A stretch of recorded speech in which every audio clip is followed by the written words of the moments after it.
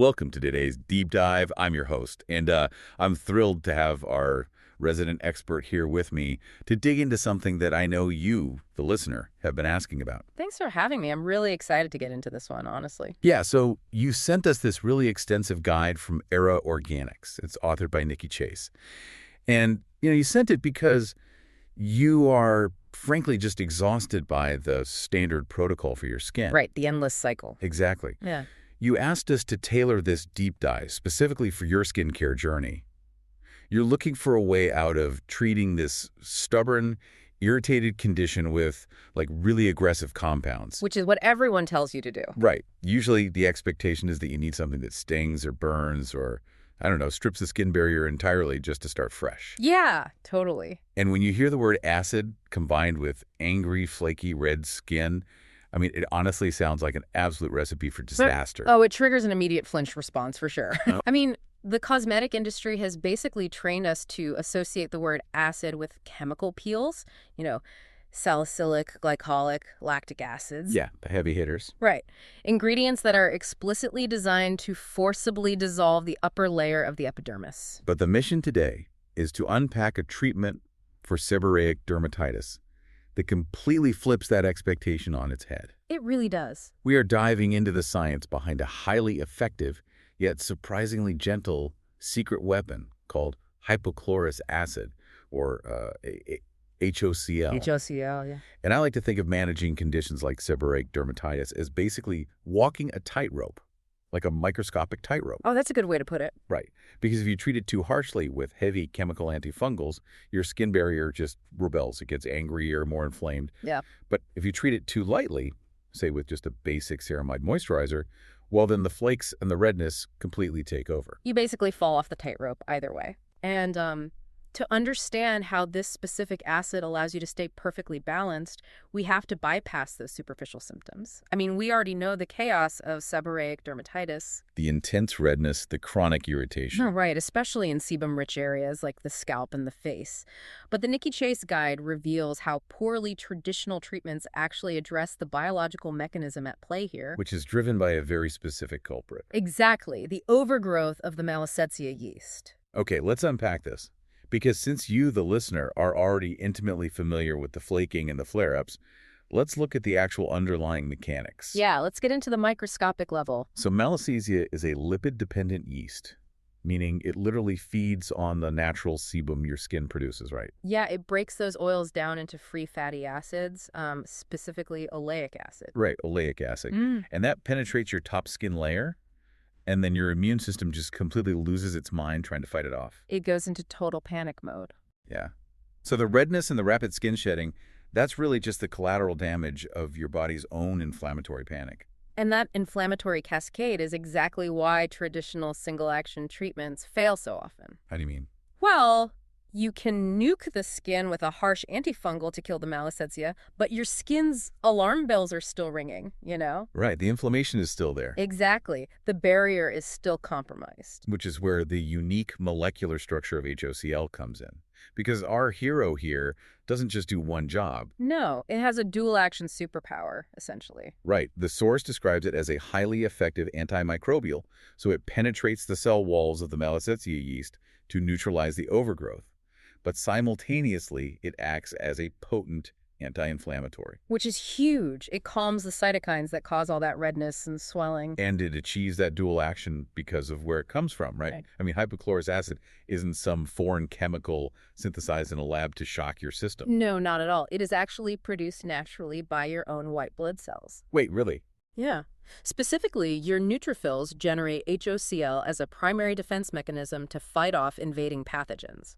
I was reading about that cellular interaction in the guide, and it completely reframes how we should think about skincare. I like to think of it as a biological password key card. Oh, a key card. I like that. Yeah, because human cells recognize the chemical signature of HOCl since our own immune system synthesizes it. So our skin cells essentially swipe the HOCl through the door, welcoming it in without triggering any kind of inflammatory defense. Right, it's like a VIP pass. Exactly, like a microscopic bouncer at a club. It kicks out the rowdy yeast, but it's incredibly polite to the regular patrons. The Malassezia yeast and other opportunistic bacteria, they don't possess that biological recognition code. They don't have the VIP pass. Nope.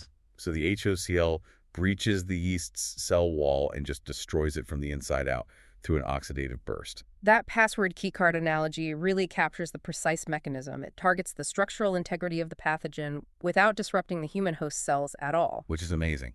It fundamentally bypasses that collateral damage we typically see with topical medications. But, okay, I have to push back a little on the physiological reality of applying this every day. Sure. Because if this compound is executing an oxidative burst to actively kill off yeast and bacteria, how does it not leave the skin completely stripped? It's a fair question. I mean, almost every prescription acne or dandruff treatment leaves your skin feeling like a desert. Yet the guide claims HOCl actually hydrates the skin. How does a yeast-killing acid hydrate? It sounds paradoxical, right? Until you look at transepidermal water loss. Okay, what's that? So harsher treatments strip away the lipid barrier, right? The natural oils that keep moisture trapped inside the skin. Yeah, they just obliterate it. And once that barrier is gone, the water in your skin just evaporates into the air. But hypochlorous acid doesn't dissolve lipids. This is the key card thing. Exactly. Because it is recognized by the body, it actually helps downregulate the enzymes that break down your skin barrier during a flare-up. By protecting the tight junctions between your skin cells, it seals the existing moisture in, so it promotes a balanced hydration level without you needing to slather on heavy, pore-clogging creams. So it repairs the leaky roof instead of just mopping up the floor. That's a perfect way to put it. But because HOCl relies on such a delicate mechanism of action, you can't just throw it into a complex chemical soup, right? I was looking at the ingredient list in the guide, and the minimalist formulation is really striking. It has to be minimal. Yeah, there are exactly 3 ingredients mentioned: hypochlorous acid, purified water, and sodium chloride. Basically salt. Yep, that minimalist triad is totally non-negotiable for the product to function. Which naturally raises a huge red flag for me. The salt. Yes. Anyone who has ever swam in the ocean with a scraped knee knows that salt water stings. Pouring salt onto a compromised raw seborrheic dermatitis flare-up sounds agonizing. Why is salt taking up a third of the ingredient list? What's fascinating here is the specific physics and chemistry of that salt. The sodium chloride isn't present in a high enough concentration to act as a mechanical exfoliant, and it absolutely isn't there to sting the skin. Okay, then what is it doing? In this specific formulation, the salt acts as a crucial ionic buffer. An ionic buffer, meaning it's like holding the molecular structure together. Precisely. Hypochlorous acid is an incredibly unstable molecule on its own. Really? Yeah, without an ionic buffer, HOCl rapidly oxidizes when exposed to light or air. It degrades completely into useless saline water within hours. Wow, just hours. Just hours. The sodium chloride locks the pH of the solution into a very narrow, slightly acidic window, typically between 4.5 and 5.5. Ah, I see. By maintaining that exact pH, the salt ensures the HOCl remains electrically neutral and highly active. Without the salt acting as a biological stabilizer, the acid will lose its superpower before it ever touched your face. So the salt is essentially the structural scaffolding. That makes the clinical data much easier to digest, actually. I was looking at the Del Rosso and Bhatia 2018 study cited in the guide. Oh, yeah, that's a great study. What stood out to me was the specific concentration window required to achieve these results. The study confirmed that this specific trio of ingredients didn't just mask symptoms, it significantly reduced microbial presence and accelerated cellular healing. But to get those clinical results, the math really has to be right. Right. The text provides a clear breakdown of the specific parts per million, or ppm, that you should be looking for on the label. The concentration is literally the difference between a highly effective treatment and expensive water. So let's break down this cheat sheet. The 100 to 200 ppm range is highlighted as the clinical sweet spot. Yes, that's the optimal zone. At this concentration, the HOCl is aggressive enough to effectively penetrate the thick biofilm that Malassezia yeast builds to protect itself, but it remains entirely within the threshold of what human skin seamlessly tolerates. And that biofilm penetration is vital. Malassezia essentially builds a microscopic shield over itself. Which is why normal stuff doesn't work. Exactly. Standard creams often fail because they just sit on top of the shield, but 100 to 200 ppm punches right through it. But what if someone's case isn't that severe? The guide also mentions 50 ppm. Right. For someone dealing with a milder flare-up, Say, just a slight redness around the nasal folds or minor flaking at the hairline, a 50 ppm concentration is perfectly adequate. So it's a bit gentler. Yeah, it delivers the soothing anti-inflammatory benefits without unnecessarily escalating the antimicrobial payload. And the guide also notes formulations labeled as 0.05%. Yes, another very common formulation. It says this provides robust daily support without overwhelming sensitive areas. Finding the right gauge for your specific barrier response is the key to long-term management. Now, because HOCl relies on such a fragile pH balance and ionic stabilization, you can't just slap it on like a standard serum. Definitely not. The application protocol has to rigidly protect that delicate chemistry. The guide outlines a precise 4-step routine. And the steps are crucial. Step 1 is cleansing gently with a mild, non-irritating wash. Basically simply to remove surface oils, environmental debris, and loose skin cells. Right. You are clearing the canvas so the HOCl doesn't waste its oxidative energy breaking down makeup or sunscreen. Makes total sense. Yeah. And then step 2 is applying the solution, either as a spray or with a cotton ball within 2 to 4 hours of washing. The timing there really dictates the efficacy. Why that specific window? Applying it during that 2 to 4 hour window neutralizes the microscopic environment before the yeast population has a chance to aggressively rebound. You have to catch it before it triggers the inflammatory cycle again. Ah, I see. Now, step 3 is where I think a lot of people probably sabotage the treatment. The guide explicitly warns, allow the solution to absorb and air dry. Do not rub it in. Do not wipe it off with a towel. People really struggle with this one. We are so conditioned by the skincare industry to aggressively massage serums into our pores to increase absorption. But rubbing compromised skin introduces mechanical friction, which immediately spikes the inflammatory response you're actually trying to suppress. Oh, right. And more crucially, from a chemical perspective, the HOCl needs undisturbed contact time with the skin surface to execute that oxidative burst against the yeast cells. So if you rub it, If you wipe it away or aggressively rub it in, you disrupt the process and essentially just wipe the active treatment right off your face. you just have to let the chemistry work. Exactly. And then step 4 is simply repeating this 2 to 4 times a day. But let's look at the actual timeline for a second. We are so trained to expect overnight miracles from harsh chemical peels. Yeah, people want results tomorrow. But because HOCl is biomimetic, because it works alongside your immune system rather than artificially suppressing it, biology requires time to cycle. The source indicates that mild cases take 7 to 14 days of consistent use to show noticeable improvement. Right. Patience is key here.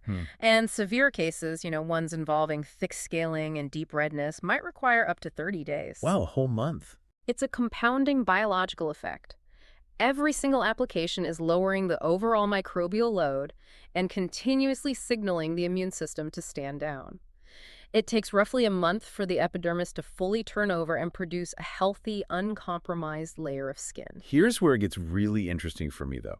Many people dealing with a severe 30-day case are likely already using a prescription from their dermatologist. Very likely, yeah. The guide reveals that HOCl actually functions as a synergistic companion to prescribed antifungal creams and topical corticosteroids.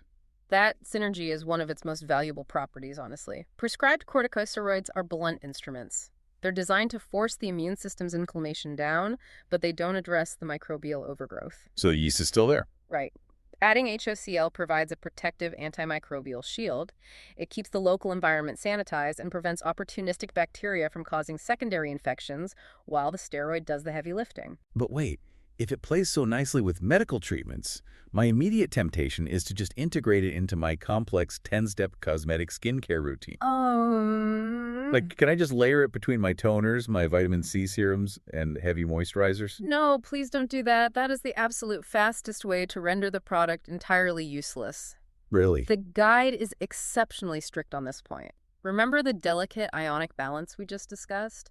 The salt buffer holding the molecule together? Right, it's highly unstable. Exactly. Because it is highly reactive, bringing HOCl into contact with complex cosmetic chemistry will instantly neutralize it. The guide specifically flags alcohol-based ingredients, potent exfoliants, synthetic dyes, parabens, and fragrances. So the mechanism of destruction is that the alcohol or the synthetic fragrance chemically dismantles the HOCl molecule before it can even reach the Mellisidsia yeast. Yes. If you apply a heavily fragranced toner and then spray hypochlorous acid over it, the acid oxidizes against the synthetic fragrance molecules instead of the yeast. Oh, that makes sense. You are effectively spraying expensive, slightly salty water onto your skin at that point. Good to know. To let the HOCl execute its function, you have to keep your routine incredibly stripped down and hypoallergenic. You have to give the chemistry a clear runway. Precisely. And because we are skipping those aggressive chemicals and relying purely on biomimicry, its utility isn't confined to just managing seborrheic dermatitis on the scalp or the face. Not at all. The guide emphasizes its safety profile, noting it is completely safe for sensitive scalp areas and even safe for children. If we connect this to the bigger picture, the reason it is safe for infants is the exact same reason it has such vast alternative applications. Because it's natural. Exactly. Our immune system uses a universal language. The neutrophils in a scraped knee produce the exact same HOCl as the neutrophils fighting yeast on your scalp. Which explains the incredible list of alternative uses in the text. I mean, it functions as a superior wound care agent for minor cuts and burns. Right, without the intense burning of hydrogen peroxide. Yeah. It disinfects without that cytotoxic cellular damage.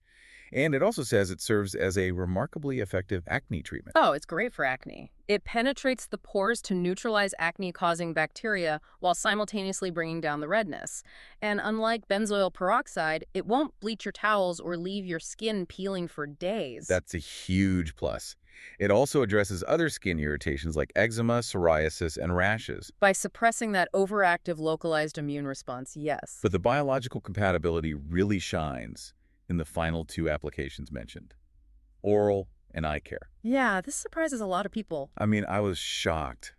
Because it perfectly mimics human biology, it is gentle enough to be used as a mouthwash to disrupt plaque biofilm, prevent gingivitis, and neutralize bad breath bacteria. It's incredibly versatile. And it is even utilized to relieve minor eye irritations and dryness around the delicate tissue of the eyelids. It really is the Swiss Army knife of the medicine cabinet.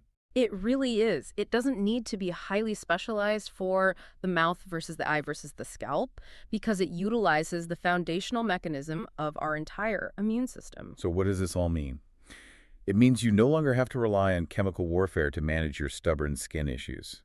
Hypochlorous acid operates as a gentle, natural bouncer. It kicks out the yeast and inflammation while protecting your skin's barrier. Yep. It relies on a minimalist chemistry, just the acid, water, and salt.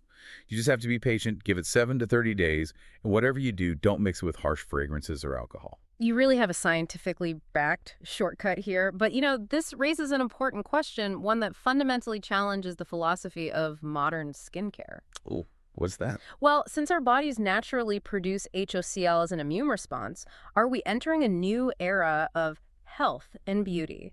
An era where the most effective treatments don't try to override or suppress our biology, but rather simply mimic and multiply the exact healing tools our own immune systems have been using all along. Wow. Biomimicry instead of chemical warfare. That is definitely a paradigm shift worth exploring. Thank you so much for joining us on this deep dive and for exploring the science behind this incredible molecule. Keep exploring, keep questioning the everyday routines you've been taught, and we will catch you on the next one.